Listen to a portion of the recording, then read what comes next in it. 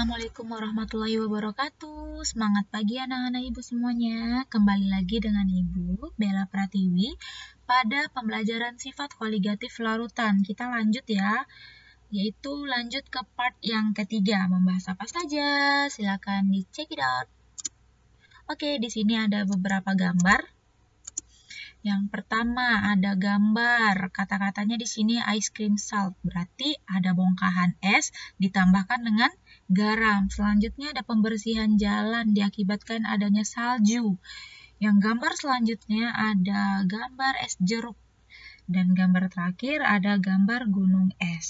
Kira-kira materi apa yang akan kita pelajari? Yaitu penurunan titik beku atau delta TF. Sebelum lanjut, Ibu mau tahu nih seberapa jauh pemahaman Ananda semua mengenai tentang titik beku. Silakan ditulis di kolom komentar apa sih yang dimaksud dengan titik beku. Pasti semuanya pada menyukai es krim kan? Pernah nggak sih kita kepikir apa yang membuat es krim itu terasa enak dan lezat? Terutama di Indonesia ya. Di Indonesia itu memiliki iklim tropis yang sangat luar biasa karena kita berada di daerah Khatulistiwa. Kira-kira siapa yang mengetahui kenapa es krim itu terasa lezat dan terasa nikmat?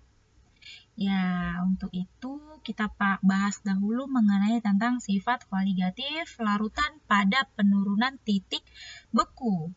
Oke, yang dimaksud dengan titik beku adalah suhu pada saat fasa cair dan fasa padatnya berada bersama-sama atau dalam keadaan setimbang, atau juga suhu pada tekanan uap zat cair sama dengan tekanan uap zat padatnya, yang mana air itu memiliki titik bekunya 0 derajat Celcius. Pada saat suhu 0 derajat Celcius itulah molekul-molekul air berada pada kesetimbangan antara cair dan padat. Suatu larutan akan membeku pada suhu yang lebih rendah dibandingkan dengan titik beku air.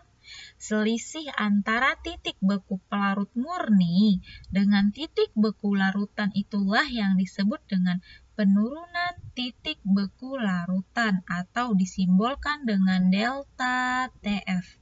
F ini yang diingat, F itu adalah freeze dalam bahasa Inggris yang artinya adalah beku. Beda ya dengan delta TB.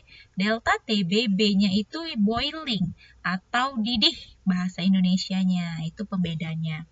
Kalau titik beku penurunan. Karena suhunya pasti akan turun agar mencapai titik beku. Sedangkan titik didih itu adalah kenaikan. Karena jika air mendidih suhunya akan menjadi panas atau naik. Itu bedanya. Di sini kita tetap menggunakan rumus. Rumusnya masih hukum Rauf ya. Yang mana Rauf di sini untuk penurunan titik beku persamaannya yaitu delta TF sama dengan M dikali KF. Apa bedanya dengan rumus sebelumnya? Yaitu bedanya dari simbolnya. Di sini F dan di sini KF. KF di sini merupakan tetapan penurunan titik beku molal.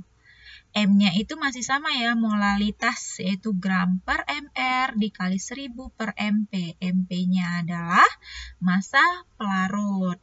Apabila pelarutnya air dan tekanan udara 1 atm, maka titik beku larutannya. Nih, TF jika kita hanya mencari TF-nya saja atau titik beku zat terlarutnya yaitu TF0. TF0 di sini ya. TF0 dikurang delta TF dalam satuan derajat Celcius. Yang mana TF0 ini merupakan titik beku air. Titik beku pelarut berapa? Yaitu pada suhu 0 derajat Celcius dikurang dengan delta TF. Nih rumusnya, delta TF sama dengan KF dikali M. M itu ingat yaitu molalitas. Gram per mR dikali dengan 1000 per MP atau P. P di sini adalah pelarut atau massa pelarut dalam satuan gram. G di sini adalah massa zat terlarut dalam satuan gram juga. Di sini KF ini merupakan tetapan penurunan titik beku, biasa diketahui dalam soal. Selanjutnya di sini ada persamaan diagram PT. P ini merupakan tekanan atau pressure dalam satuan ATM. T ini adalah temperatur atau suhu dalam satuan derajat Celcius. Ini bisa dilihat ya garis-garisnya. Garis yang berwarna hijau merupakan garis beku larutan. Ya. Ini garis beku larutan pada bagian ini. Sedangkan garis hijau yang berada pada pada kursor yang Ibu tunjukkan itu merupakan garis didih larutan. Oke? Berarti yang hijau yang ini di bold ini merupakan titik larutannya atau garis larutannya. Sedangkan garis yang berwarna biru ini adalah garis beku air. Yang ini garis didih air. Oke, kita bahas satu persatu pada diagram titik triple. Oke, Ibu ingatkan sekali lagi, kenaikan titik didih larutan itu disimbolkan dengan delta TB. Sedangkan penurunan titik beku larutan disimbolkan dengan delta TF. Kita perhatikan diagram PT di bawah ini yang mengibaratkan pelarutnya itu misalnya air nih. Pada tekanan itu disimbolkan dengan P, temperatur itu suhu atau disatukan satuannya itu merupakan derajat Celcius. Pada garis AB itu merupakan garis titik didih air. Ya, di dalam diagram ini terdiri dari 3 fasa, ada fasa cair, padat, dan gas. Ini AB tadi merupakan titik didih air, yang mana air, ini air. Jika mencapai titik didihnya akan berubah menjadi gas. Ya, itu cara membacanya. Sedangkan garis A ke C itu merupakan garis beku air.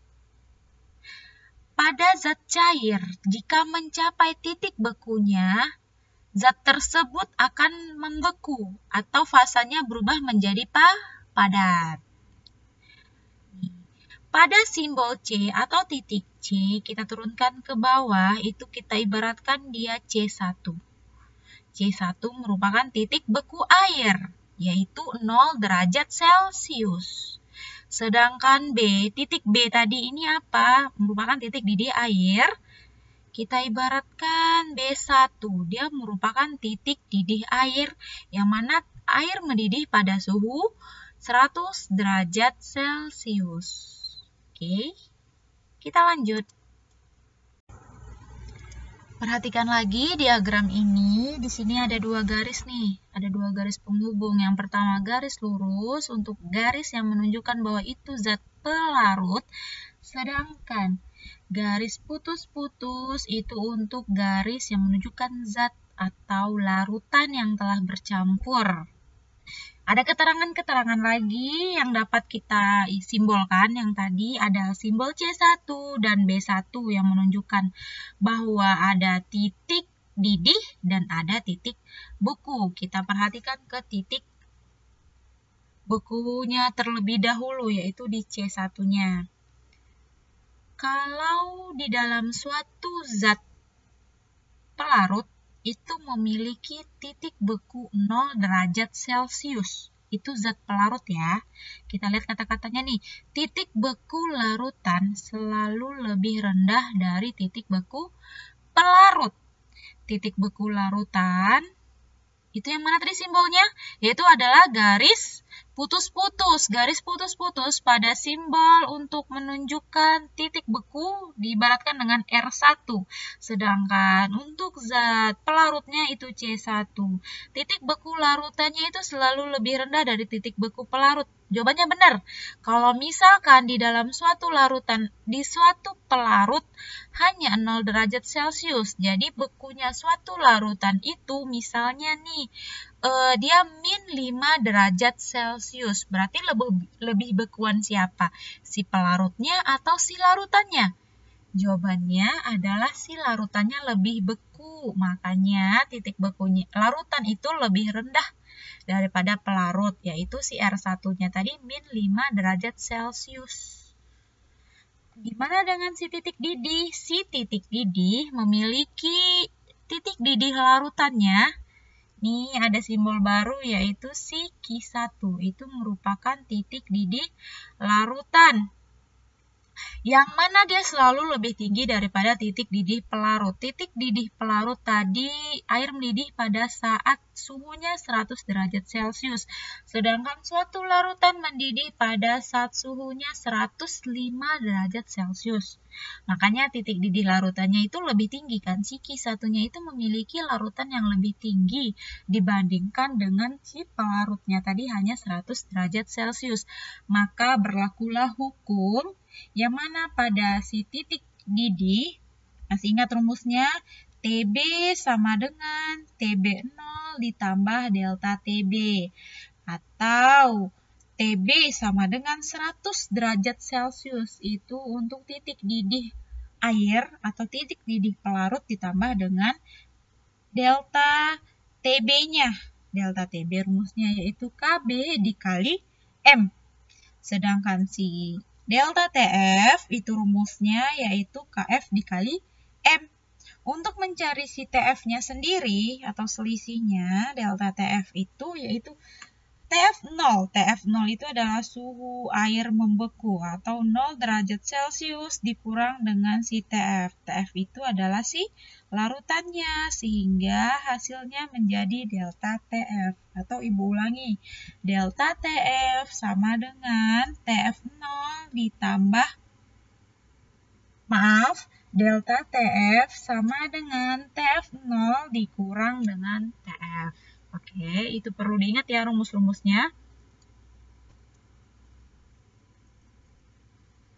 Nih, makin besar molalitas larutan, maka makin tinggi titik didih larutan.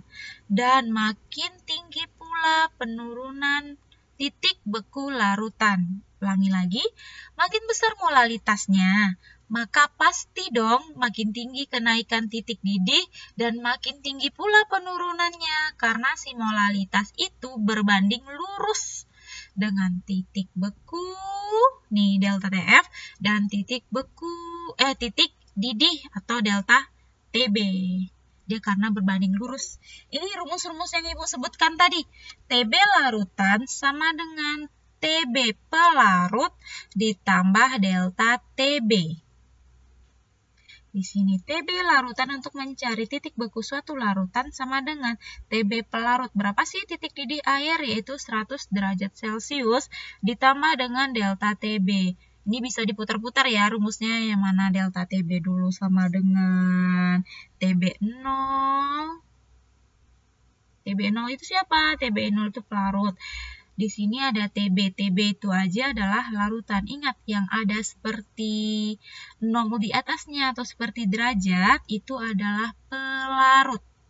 Selanjutnya ada TF larutan sama dengan TF pelarut dikurang delta TF. TF pelarut merupakan titik beku air. Berapakah titik beku air? Yaitu 0 derajat Celcius. Ini keterangan-keterangan yang biasa kita lihat. Perhatikan proses pembentukan pelarut dan larutan berikut. Di sini ada dua termometer nih, ada larutan urea dalam 1 molal dan ada air. Potongan-potongan es bercampur garam atau campuran pendingin untuk dilihat siapa titik bekunya. dalam termometer ada air dan ada urea. Di sini min 1,8 jika larutan tersebut telah dicampurkan dengan urea. Sedangkan dengan air aja, larutan itu hanya membeku pada suhunya, yaitu 0 derajat Celcius. Sedangkan ditambahkan dengan si urea tadi, akan menjadi larutan tuh. Air ditambahkan urea kan menjadi larutan urea. Makanya suhunya lebih turun, yaitu min 1,8 derajat Celcius. Gitu ya cara menganalogikannya. Kita masuk ke contoh soal. Ibu langsung menggabungkan dua contoh soal, yaitu delta TB dan delta TF-nya. Hitunglah titik didih dan titik beku larutan yang mengandung 68,4 gram gula glukosa itu dengan MR-nya 342 dalam 500 gram air. Ingat ada kata-kata dalam, berarti di sini massa pelarut. Jika KB air 0,52 derajat Celcius mol. KB air berarti konstanta untuk si titik didih, dan KF air berarti ini konstanta untuk titik beku, yaitu 1,85 derajat Celcius per mol. Kita hitung yang pertama itu adalah M larutan atau molalitasnya. Yang pertama rumusnya itu adalah massa per MR per 0,5 kg, 0,5 kg ini dari mana nih? Yang biasa kita ingat rumusnya itu kan massa per MR dikali 1000 per MP. MP-nya itu dalam satuan gram. Ingat ya, Ibu pernah bilang kalau menggunakan kilogram itu berarti 1 per kilogram. Sedangkan jika menggunakan gram itu 1000 berarti di atasnya. Di sini kita langsung aja pembagiannya 68,4 itu siapa? Massa si glukosanya atau gula per mol MR-nya. MR dari gula per massa airnya ini. Massa airnya 500 gram kita jadikan ke kilogram, yaitu 0,5. Dapatlah 0,4 molal. Kita turunkan deh. Ingat yang ditanyanya itu titik didih dan titik bekunya ya. Bukan penurunan atau kenaikannya. Kita cari dulu penurunannya. Penurunan atau kenaikannya. Yang pertama itu kenaikan titik didih. M kali KB. M-nya itu sudah dapat 0,4, KB-nya sudah ada, dapatlah delta TB-nya 0,208. Sehingga kita mencari titik didih larutannya 100 derajat Celcius. Ini dari rumus TB sama dengan TB0 ditambah delta TB. Delta TB-nya ini, TB0-nya ini 100 derajat Celcius hingga hasilnya 100,208 derajat Celcius. Dan delta TF-nya dapatlah 0,74.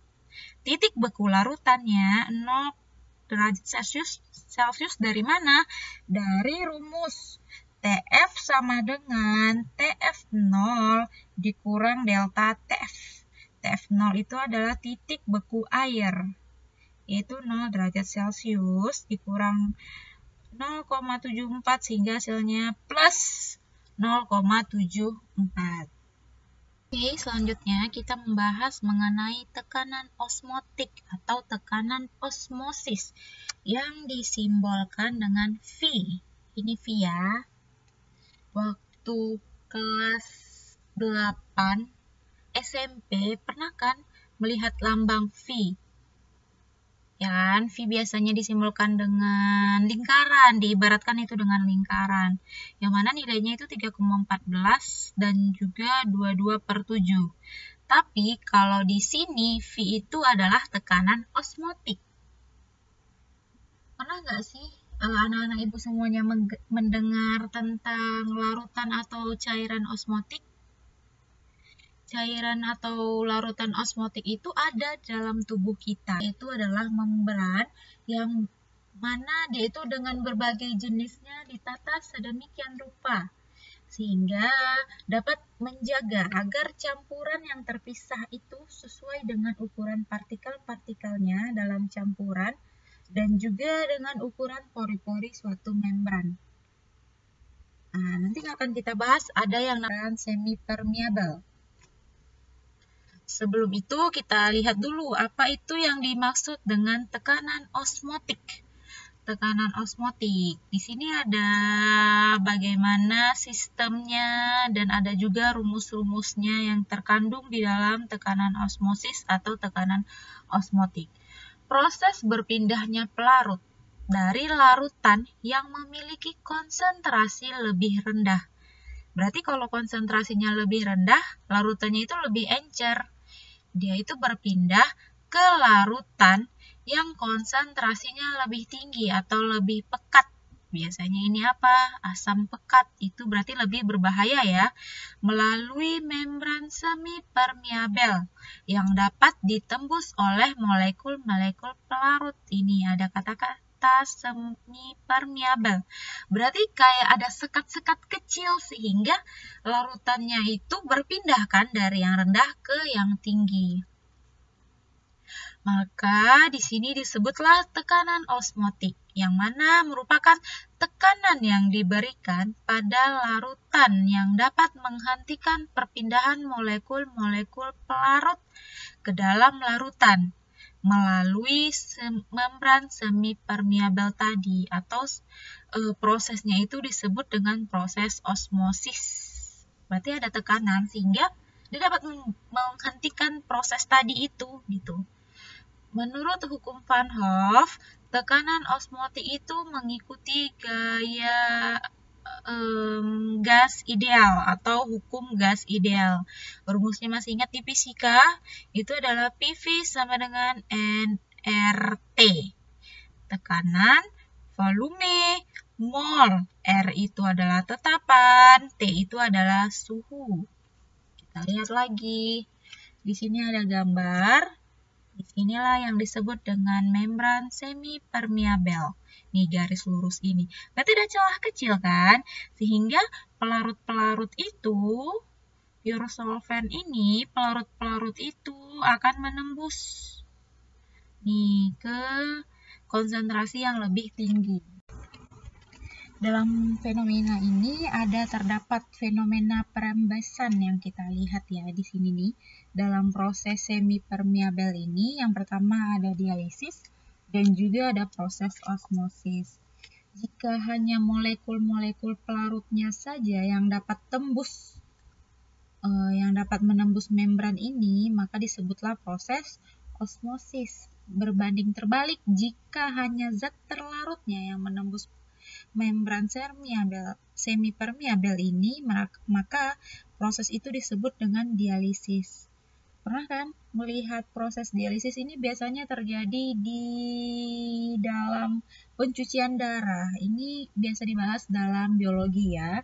Membran ini digunakan untuk memisahkan partikel-partikel yang meracuni darah dalam sistem dialisator. Makanya disebut dengan dialisis.